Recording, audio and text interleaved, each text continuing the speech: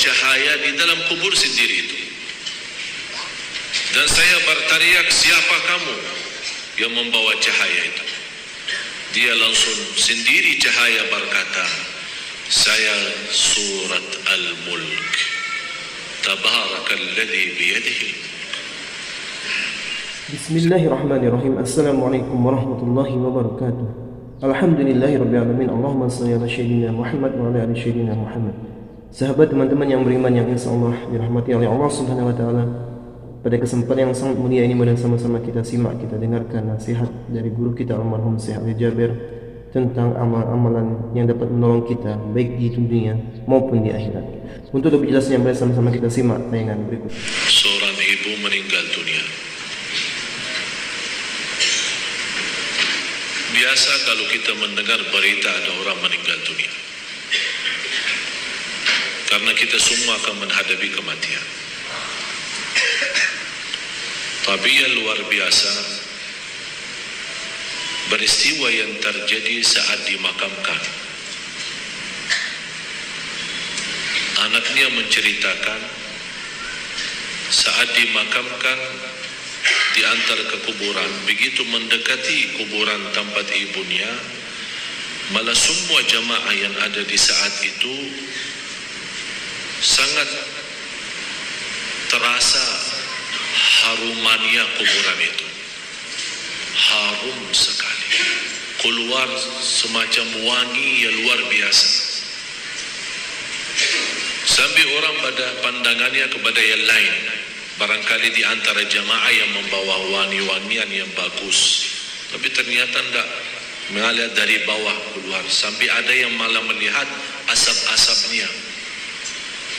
Asap ini bukan asapnya kebakaran, tapi asapnya itu karena wangian dari masuk dari kuburan itu. Sampai dikuburkan, malah kata anaknya, begitu saya sendiri yang nurun memakamkan, mengkuburkan ibu saya, sampai saya dengan tanah saya sendiri membawakan tanahnya menutupi kuburannya. Pulang ke rumah saya mandi dan mencuci tanah dengan sabun, tapi masih terasa tanah saya harumnya luar biasa, sampai tidak bisa kehilangan. 3 malam masih tersimpan harumnya itu. Saya bertanya lewat SMS, apa kelebihan ibu kamu? Dia bilang, ibu saya biasa, malah orang awam, bukan wanita yang apa gitu, awam-awam biasa. Tapi setahu saya, ibu tidak pernah tidur sebelum membaca surat Al-Mulk.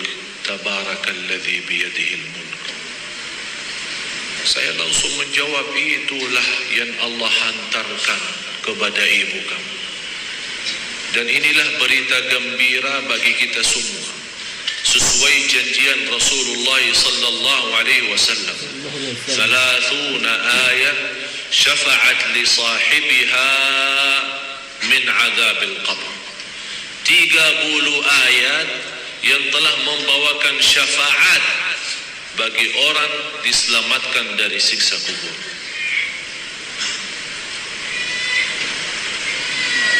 Dari situ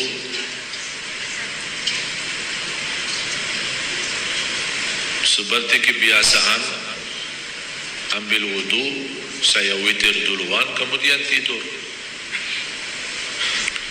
Apa yang saya lihat dalam mimpi? Bapak Ibu, yang saya lihat diri saya sendiri di dalam kubur. Sangat gelap, ngeri, malah terasa seramnya luar biasa, sampai tidak bisa saya bayangkan di saat itu.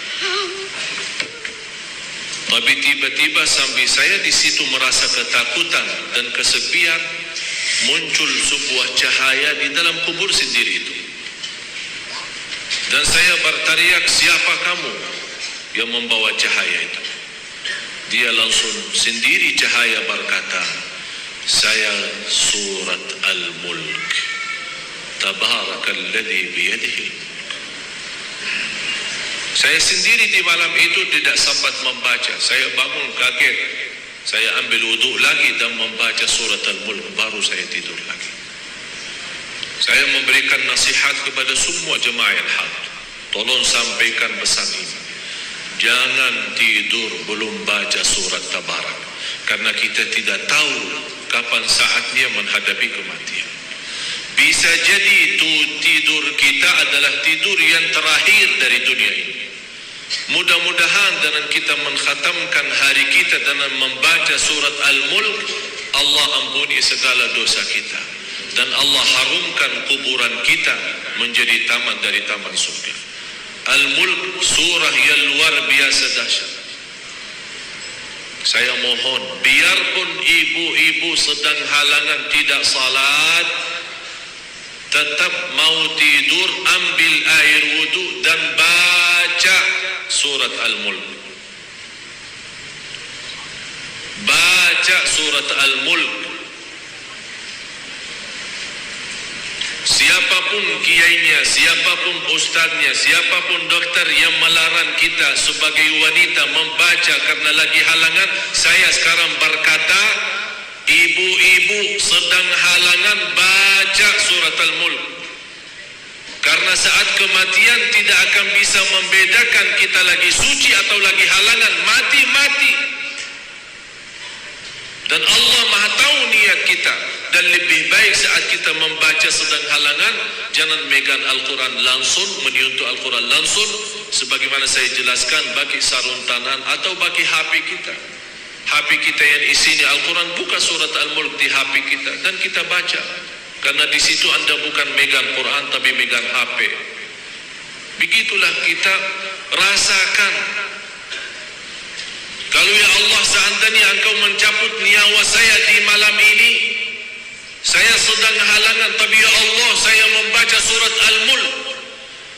Niatkan diselamatkan ya Allah dari siksa kubur. Dan harus kita yakini, kita di umur kita di dunia kubur jauh lebih panjang daripada umur kita di dunia. Bisa malah ratusan tahun. Ada yang sudah di alam kubur 1000 tahun. Ada yang lebih, kira-kira bisa terbayang 1000 tahun. Apalagi umat yang terdahulu. Oleh karena itu jamaah sekalian, waspadalah, berhati-hatilah. Marilah kita sama-sama menjaga kebaikan itu. Karena sungguh inna rahmatallahi qaribun minal muhsinin. Sungguh rahmat Allah sangat dekat bagi orang yang berbuat baik. Sangat jarak kita menuju ke akhirat sangat dekat, sangat dekat. Malah jauh lebih dekat daripada rencana kita besok. Jarak kita ke akhirat, jarak kita masuk kubur jauh lebih dekat daripada rencana kita besok. Malah kematian itu jauh lebih mendadak dan lebih cepat daripada kita mengambil suapan makanan. Belum kita sampai menantarkan, membawakan suap makanan sampai ke mulut kita, sudah dicabut nyawa kita. Jauh lebih cepat itu. Oleh karena itu marilah kita sama-sama semua kita punya salah, punya kekurangan. Apa yang kita senang melihat nanti di hari kiamat, jangan perbuat. Apa yang kita ingin ketemu nanti di hari kiamat, silahkan. Apa yang kita takut dan malu dilihatkan oleh Allah nanti di hari kiamat, jangan berbuat. Dan apapun yang kita tulis, senang kita ditunjukkan oleh Allah, silahkan tuliskan. Kalau kita malu dilihat nanti oleh umat manusia dan dilihat oleh para malaikat yang menjadi saksi, jangan tulis macam-macam. Apalagi sekarang terlalu gampang dosa tulisan itu, gampang sekali. Dan HP yang sekarang ada, malah sudah kita megang menjadi tasbih kita, mengganti tasbih. HP, BlackBerry, WhatsApp, SMS, lain-lain. Saya setiap hari hampir terima 100 SMS. Ada yang bertanya, ada yang macam-macam.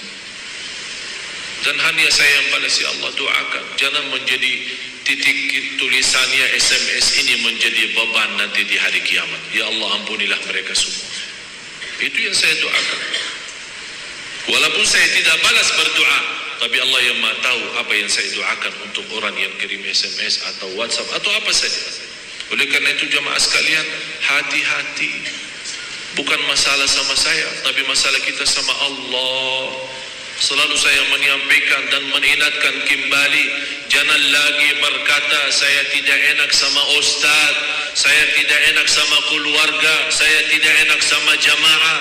Rubahkan kata itu, berkatalah saya tidak enak sama Allah, saya tidak enak sama Rasulullah sallallahu alaihi wasallam. Kalau memang kita ingin diselamatkan oleh Allah di akhirat, bagi saya dunia ini biar kita susah sepanjang hidup kita sampai mati susah, masih jauh lebih ringan susah dunia daripada nanti susah di akhirat. Harus menjadi tujuan kita akhirat, bukan dunia. Akan Allah datangkan dunia dan akhirat. Ya ayyuhalladzina amanu taqullah wal tanzur nafsun ma qaddamat lighad wattaqullah innallaha khabirun bima ta'malun. Orang beriman, bertakwalah kepada Allah dan lihat masing-masing apa yang kita bawa nanti untuk hari esok, hari kiamat. Bertakwalah kepada Allah dan jangan wala takunu kalladzina nasullah, jangan menjadi orang yang melupakan Allah, akan Allah lupakan kita. Kalau Allah lupa sama kita, na'udzubillah, berantakan, hancur, dunia akhirat hancur kalau Allah lupa sama kita. Maksudnya lupa Allah sama kita, artinya Allah tidak mau urus kita lagi, tidak mau bantu kita lagi, tidak menolong kita lagi, tidak mau perhatian kita lagi. Na'udzubillah. Kalau Allah tidak memperhatikan kita, siapa lagi yang memperhatikan kita? Kita semua tidak punya Allah yang maha adil selain Allah, tidak punya Tuhan yang maha kasih sayang selain Allah, tidak punya Tuhan yang maha mengampun selain Allah. Biarpun dosa kita sepenuh bumi, tapi kita datang kepada Allah dengan ikhlas dan yakin diampuni dosa kita, dan kita berbuat kebaikan semampu kita, akan Allah ampuni dosa kita semua, biarpun dosa itu sepenuh bumi. Begitulah indahnya kasih sayangnya Allah. Alhamdulillahirrabbilalamin. Sahabat yang beriman, itu dari ilmu yang disampaikan oleh guru kita, mudah-mudahan bermanfaat, mudah-mudahan kita dapat istiqomah membaca surah Al-Mulk, membaca Al-Quran setiap harinya, supaya kita bisa selamat di kubur, di dunia maupun di akhirat.